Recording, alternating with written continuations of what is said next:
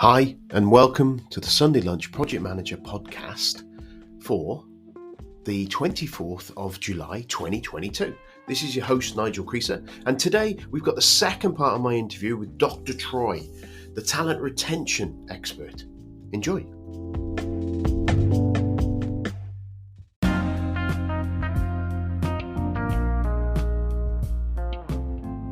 So this week we are again supported by Templo.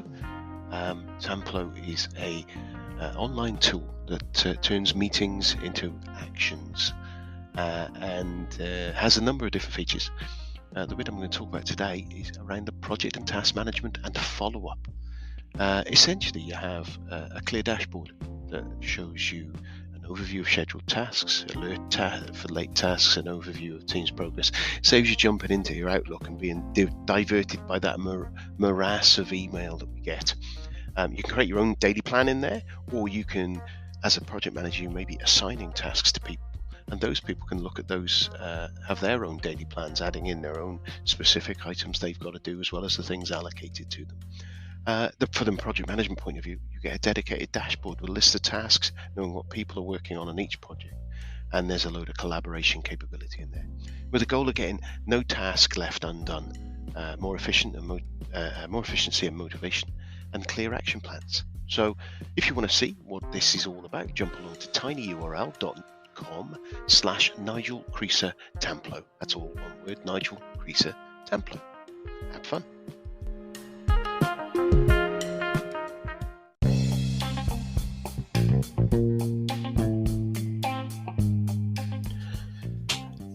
So what's been going on with me these last couple of weeks? Well, I've been nailing some more podcast interviews. I've said before that it's been going well, and I'm in a position now where I think I have one interview to do, which is scheduled, and then I've got guests interviews rolling all the way through to January 2023, which is quite flabbergasting to me. I'm kind of thinking, I'm seeing people, I'm thinking, I'd really like to get them on earlier, I'd really like to get them in earlier, and I'm struggling to find the time to do it now.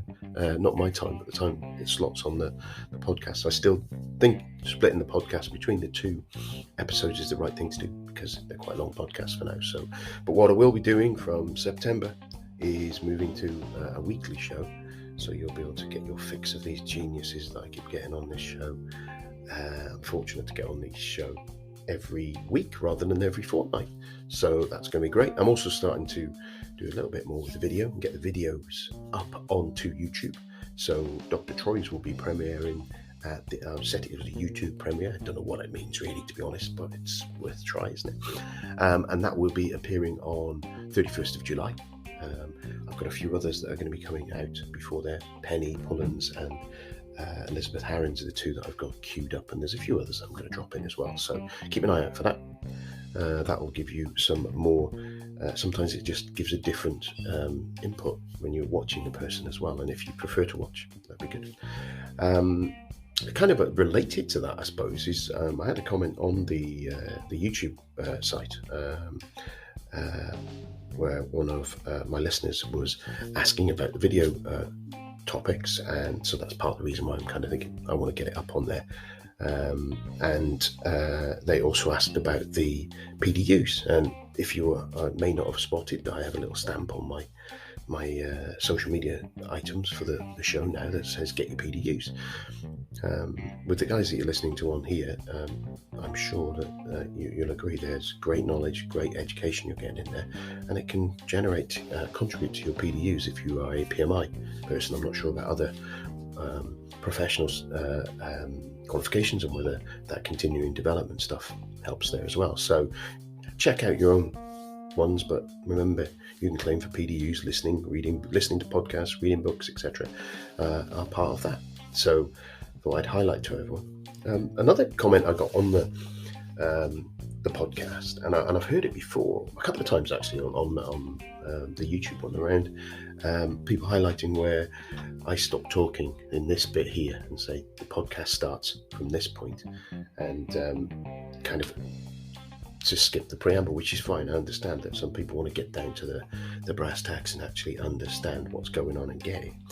So I'm kind of putting it out there, whether you guys would find it beneficial if I made a version of the podcast, which was the combined cast, just the interview, and made that available. It's a little bit more sorting it all out, but I was thinking of making that a subscription through Patreon. So I'd love to hear from you, your ideas on that, whether you think that's a great idea. Probably be price of coffee a month, and then all I do is that additional tidying up, uploading, and getting it up onto Patreon for you guys who subscribe. So whether you'd want to just audio or video or whatever, let me know. But then I would also upload all of the old ones in the same manner, so you'll have that whole back catalogue of just the interviews without me giving all the bits on the outside. So let me know, and I'll consider that and work out where we're going.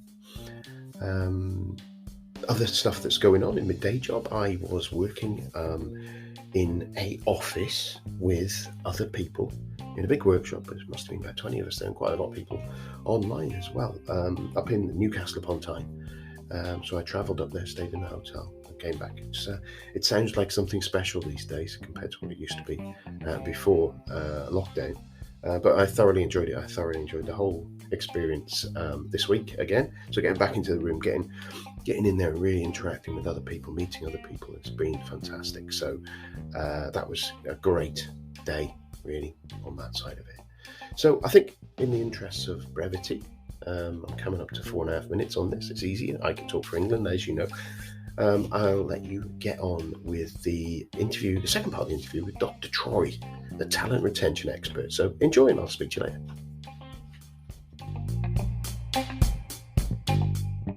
Go further and talk about like value. So value, obviously, in the way you treat people, you have trust and respect. But the value of cohesion, or the value element of cohesion, says that I do meaningful work, that what I'm doing matters, it makes a difference. People want to know that what they're doing goes beyond just making a paycheck. Yeah. Even though they know they need it for a paycheck, and they might feel like, oh gosh, this is a job I have to do. But imagine what it would be like if that individual felt that that job was meaningful. And many times it's up to the organization to make that job meaningful. And oftentimes the reason it's not meaningful is because they haven't created it. They haven't made that available. They've made it up to the individual to see that, oh, my job in the assembly line is valuable. Instead of the leader, instead of the supervisor, making sure that that person understands that what you're doing today, how it contributes to somebody else downstream. Yeah. And how it then continues not only downstream, but also outside of the four walls, that what you're doing really, truly makes a difference. We all seek purpose. We want to know that there's value in who we are as human beings. And that is an important aspect of this cohesion concept. And then the last is shared mutual commitment. And this is where most organizations mess it up. The shared mutual commitment is making sure that the employee understands where their future is first, before you ask them to provide some desired outcome.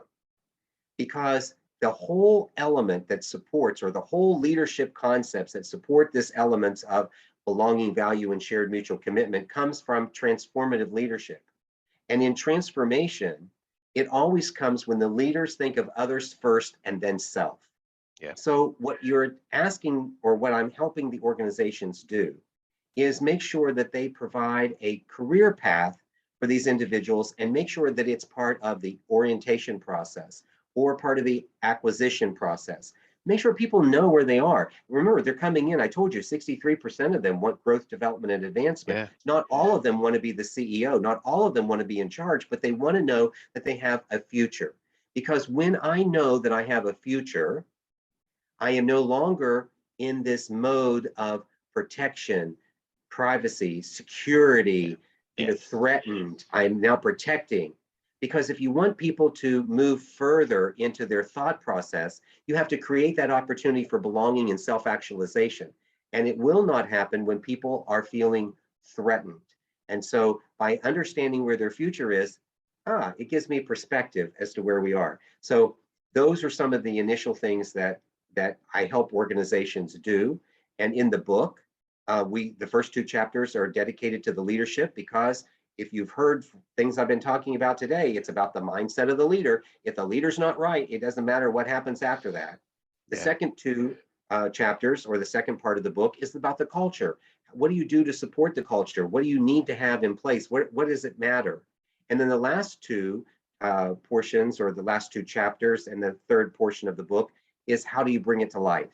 Real life examples of things that you can actually do that will make a difference. So that is, really how I've been approaching this conversation of infusing cohesion into organizations, focusing around belonging, value, shared mutual commitment, and helping them do the things that are right for them, and really customizing it to that individual company. Brilliant. It makes me, because I had I don't know if you know a guy called Colin D. Ellis. I've talked to him. He did a book about culture himself a couple of years ago, and he talked about the fact that you, as a leader, you can influence but not control the culture. And some people, it's the beatings will continue until morale improves kind of scenario, isn't it? It's that you've got to make, and I love the thing that you talked about at the time was the fact that you can have a really strong cultural bond between a group of people, because once you get to a certain size within an organization, you break up into those component parts that have their own identities, as you talk about. That kind of, which I think I read something many years ago about, but like when it gets to 120, 150, something like that, it's harder to see itself as a unit, and it breaks into smaller units, and then as it grows bigger, again you get that fracturing. You have a small team on it's our bank of desks, that's our team, it might fracture into, and that group can have really strong cohesion, I suppose, is the thing, between themselves, but it might not be positive for the organization. They may die in a ditch for each other to stop something happening in the organization, but Exactly. but the culture is strong, because culture isn't a positive or negative thing, is it? It's about that strong culture is about that unity of that group, whether that's in the direction of where you want to go or against it. It doesn't really matter. And breaking that down is about the being able to inspire, being able to share that vision, being able to include people in that vision. Or actually, when we talk about a resonation, is identify the people who are never going to be part of that vision. And it might be a case Well, of most of those people will identify themselves. So I'm not a proponent of going around Yeah. and saying let's do this, because they really identified themselves. Yeah. So part of the responsibility of the leader within the organization is to know that there's going to be these teams and groups and factions of the culture, but they should be working in harmony. So one of the things that I say is that if you've got individuals who say I love my team but hate my company, Yeah. or somebody who says I love my company but hate my team, that's a problem. Yeah. And you didn't need somebody to come in and tell you you have a problem. Yeah. That should be enough of a clue that you've got a problem, because there should be congruency in what we're doing. Yeah. And why I really focus on cohesion, this is the question that people ask me. They want to know, like, well, why is it such a big deal about cohesion? Because cohesion is a causal phenomenon. It's a cause and effect. It's not correlational. There's a difference in how you treat correlational data and how you treat causal data. Yeah, absolutely. Okay. Now, I'm going to ask you to participate in an example. I'm going to ask you some questions, so there'll be no harming of Nigel in the asking of these questions. Okay. So, have you experienced a rainy day? Yes. Do you always open an umbrella on every rainy day? No. Do you go to the beach? Yes. Have you seen umbrellas opened on the beach? Yes. And when you were there and the umbrellas were open, was it always raining? No. Good. I can create statistical relationship between umbrellas and rainy days. Yeah. But I don't create a cause and effect. Yeah. Rainy days do not cause umbrellas to be open, and umbrellas open do not cause rainy days. Yeah. Cohesion is causal. It means if you infuse belonging, value, shared mutual commitment into your culture of your organization, you get performance. And the additional byproduct that you get from performance is engagement. You get the level of engagement of employee that is helpful, active, vested, and eager. And many organizational leaders are looking for these engaged employees, but somehow they have been told that they can either observe it or they need to make them happy or satisfied to get engagement. But the reality is satisfaction and happiness are correlational to engagement. If you want engagement to truly happen in your organization, and you really, and whether people are happy or not, I mean, it's up to them. It's, they're going to, one moment they're happy, the next moment they're not. And I keep thinking, oh my gosh, what a mess that would be if you had to figure it out. And my mom used to tell me, she says, Troy, your job is not to make everybody happy. Just don't be the reason they're unhappy. Yeah. So I get to control that. So I have my responsibility, but I'm trying to control well, that goes back to the comment that you made earlier about the individual saying, look, I have influential power. I don't have any organizational power to make the culture work. You do it through influence. Well, see, all this stuff it all comes together, and it really focuses on the mindset of the leader and how that leader is going to infuse this information into the organization. And will they truly want a better predictor of behavior? And cohesion is a better predictor of behavior. The research proves it. And it's not just my research. You can go out and check 3 or 4 decades of research. Yeah. And what's fundamental to cohesion is transformative leadership. 6 decades of research. Those leaders who subscribe to transformational behaviors that begin with the overarching concept of focusing on others first and then self. In all of that research, the individual contributor has never suffered. Yeah. No other organizational leadership study can make that same claim. That is why I become so passionate about this, and why I can be so assertive to individuals to say, build this cohesion into your organization. There's more information. Every time you lose an employee in your company, it takes up to 50% of their salary to replace them. It's crazy, isn't it? That's hardline dollars globally. Now, this is the number globally, so it's not restricted just to the US, it's global. That for dysfunctional teams, organizations spend over $7 trillion a year to correct dysfunctional teams. Whereas if they were able to really bring this leadership development into individuals. And I remind folks, and all of the leadership that I do, my online leadership course that I provide to organizations for them to make available to their employees, I say there's 3 things you got to do. You number 1, got to be teachable. Listen, if you're not going to be teachable, then it doesn't really matter. Yeah. My mantra is, you don't have to know everything. You just need to be teachable. Yeah. And if you can build that into that concept, then already the mind is open to new ideas and new ways of thinking. The second thing is you have to be a leader. Yeah. Now, you have to claim leadership. Even if you may not want to claim the title, maybe you want to be a little more humble about it. The fact is you have to own being a leader, because if you answer questions, you direct things, you do stuff, you're a leader. And the third aspect is this: if individuals within an organization would view everything that is done through the lens of the CEO, the lens of that most influential leader within the company, imagine what would happen, especially when that leader subscribed to transformational leadership. Yeah, I can see how that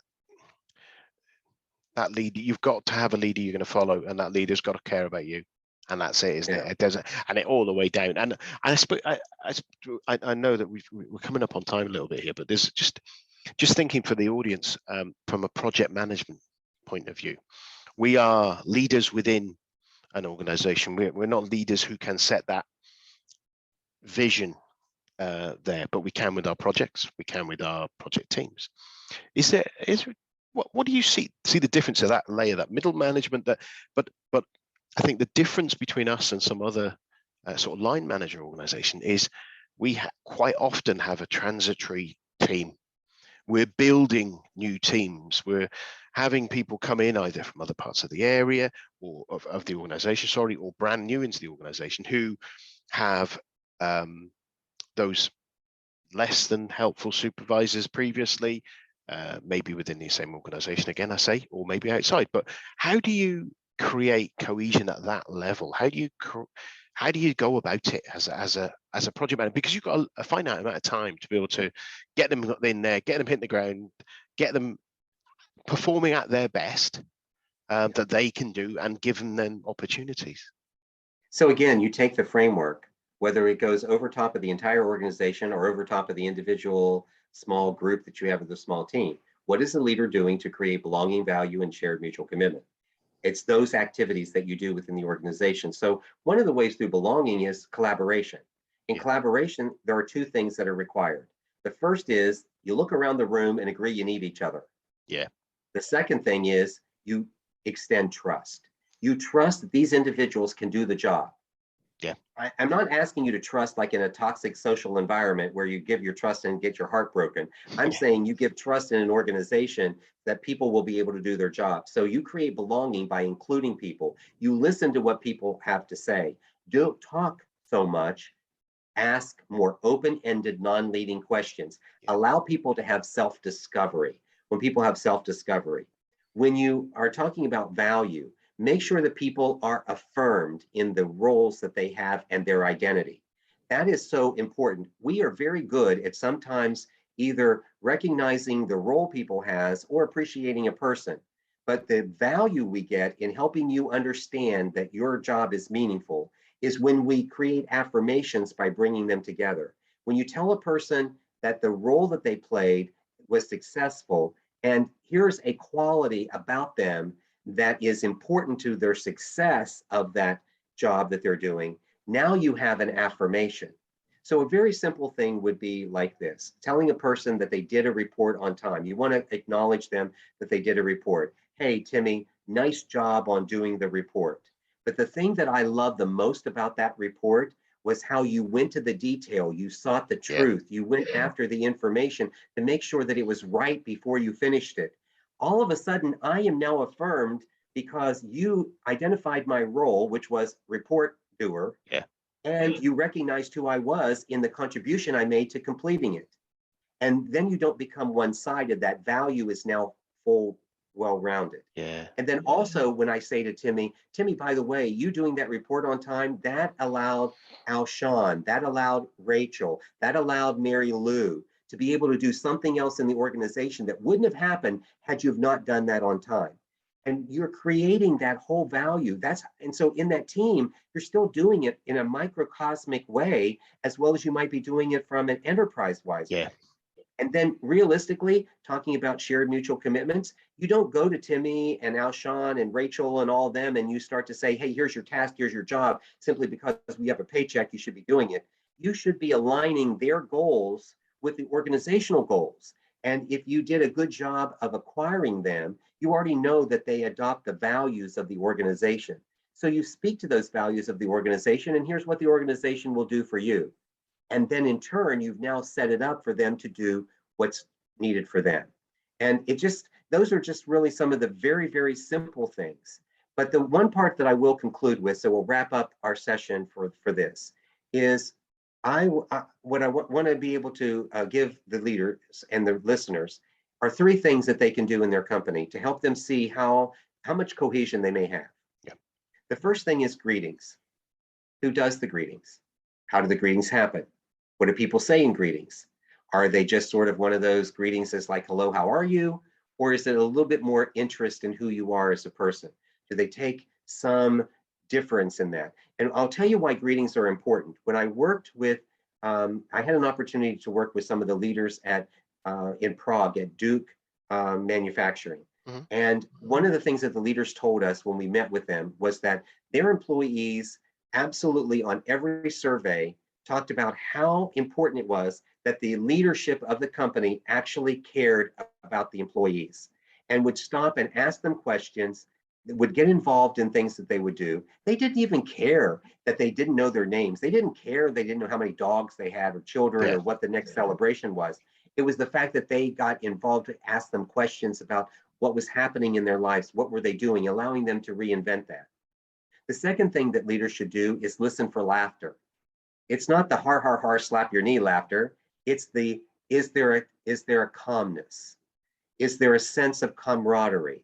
Yep. Is it tense? Is it burning desires? Is there a lot of action? Or people, maybe their voices are raised? They're very excitable about things. That can tell you might have stress or burnout in your organization, and so you're not really giving individuals an opportunity to fully express and feel the value that they should have or that belonging. And then the last area is the affirmations. I spoke about that before. What are people saying about other people in the organization? Is it only the leaders complimenting? Do the employees compliment others? Do they do cross-departmental affirmations and acknowledgments, or is it all just self-contained within it? Do people only want to talk about the things that they do, or do they talk about the successes of others? That will give you a very good idea right off the bat whether you have a problem with cohesion in your organization or not. And if you do have a problem, you want to call me. Excellent. Dr. Troy, that's fantastic. On all three of those points, I've got more, probably another half an hour's conversation on there. And this, I'd love to carry on the conversation. I'm sure we will online and things like that. And I'm sure that the listeners will want to as well. If people want to get in touch with you, find out more about cohesion culture, what do they do? What do they do? Well, it's really simple. It's Dr. Troy Hall, Dr. Troy Hall, and you can find me on many social media platforms under that, or you can go to drtroyhall.com, and then you can connect with me there. So you can send a message to me. I'll respond to you. I'll get back to you. We'll communicate somehow, some way, and it'll work out. If you want to get my book, you can go to Amazon. You can order the book directly at Amazon. I also have a special offer for your listeners. I have a free book. They simply pay for the shipping. If so, they go to cohesionbook.com. So they go to cohesionbook.com and they can take advantage of the free book and only pay the shipping. All right, cool. I will put all that detail in the show notes when it goes out there. And brilliant. Finally, all I have to say is, Dr. Troy, thank you very much for coming on the show. It's been fascinating. It's sparked off a few ideas of things that I've been doing. The laughter one. I've got to give this anecdote. I had my team at a training session the other day. Not a training session, a first time together session. But they were doing some work through stuff. I went to wander off to take a phone call, and from 50 yards away in the office, I could hear laughter coming from the meeting room where they were, and I was delighted because the main reason for that meeting was to get them together and get them to know each other and build some build some cohesion in that team. Build some cohesion, absolutely, into the team. Yeah, so it really resonates me with that. So yeah, so thank you so much for coming on the show, and I'm sure it'll resonate with a lot of other people. And have a fantastic rest of your day. Well, thank you, and I'm welcome to come back at any time. So if you want to do another version of this, or maybe you might want to have a dinner conversation, I'm open to that. Since I now was here for lunch, I'll be there for dinner. Brilliant, superb. Thank you, Dr. Troy, and look after yourself. Thank you. Cheers then. Bye.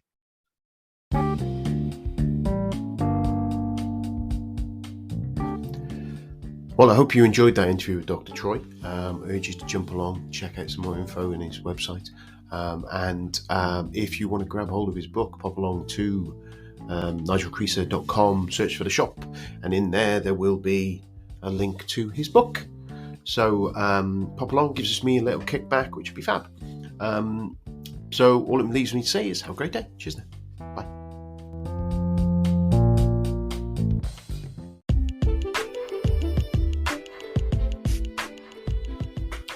Wow, you made it this far. I'm guessing that you enjoyed the show if you have, or maybe you've just left it playing in the background and forgot it was on. But if you did enjoy it and you're inclined to, I'd be delighted if you could share the show with your colleagues. Discoverability with podcasts is quite difficult, especially with a niche one like this. But sharing with your colleagues and letting them have a chance to listen to these fantastic guests would be brilliant. If you've got time, a review on whatever platform you listen to it on would be great too, especially if it's a 5-star one. Again, that makes it easier for people to discover the show when they're searching on there, because the comments raise it up the old search engine optimization on all the different tools. If you are feeling flush, I have a couple of ways you could contribute. One is Patreon, Patreon/Sunday Lunch PM, and you can donate some money to the podcast that way, or you can jump along to my website, nigelcreaser.com, www.nigelcreaser.com, and click on the link to the shop, and in there you've got all my books that I've created in the varying different guises, a number of different ways you can grab a copy of those. And down the bottom I've got the my guests' books, so everyone who's been on here, if they've had a book, I've got a link to their their book in there, and Amazon give me a little bit back for when someone buys from them. But more importantly, if you come back next time and listen, I'll be delighted. So I'll leave you alone and let you get on with your day now. Thank you. Bye. Well, it's goodbye from me, Nigel Creaser, and it's goodbye from him, the Sunday Lunch PM. Goodbye.